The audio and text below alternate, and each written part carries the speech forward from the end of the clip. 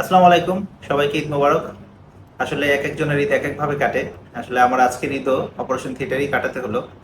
তো আজকে বেসিক্যালি আমি মাত্র দুইটা অপারেশন করলাম। একটি হচ্ছে আমাদের এক চাচা ছিল, উনি গরুর মাংস কাটতে চেয়ে হাতের নখের ঠিক এইখানটাতে একদম পুরো নখটা হচ্ছে পুরো নখ সহ আঙুলের মাথা একদম কেটে ফেলছেন।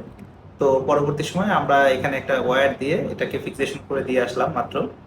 আর এরপরে আরেকজন আসলো, যিনি হচ্ছে জার্নি করে ঢাকা থেকে বরিশালে আসছেন। ওনার হার্নিয়া ছিল আগে থেকেই, হার্নিয়াটা অবস্ট্রাক্টেড হয়ে ওই জায়গাটাতে একদম আটকা পড়ে গিয়েছিল। তো সেটাও আমরা আলহামদুলিল্লাহ সাকসেসফুলি রিলিজ করলাম। এই দুটো শেষ করে আমি আসলাম।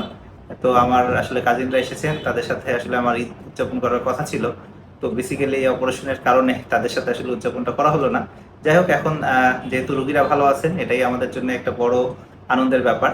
তো এরপরে যতটুকু সময় আছে ততটুকু সময় আমি চেষ্টা করবো এনজয় করতে। আর ঈদের সময় সবাই খুব সাবধানে থাকবেন, বিশেষ করে জার্নি করার ক্ষেত্রে, মাংস কাটার ক্ষেত্রে। পরের ঈদে যাতে সাবধানে থাকবেন, এরকম যাতে দুর্ঘটনা আপনাদের ক্ষেত্রে না ঘটে, এটাই চেষ্টা করবেন। ধন্যবাদ সবাইকে।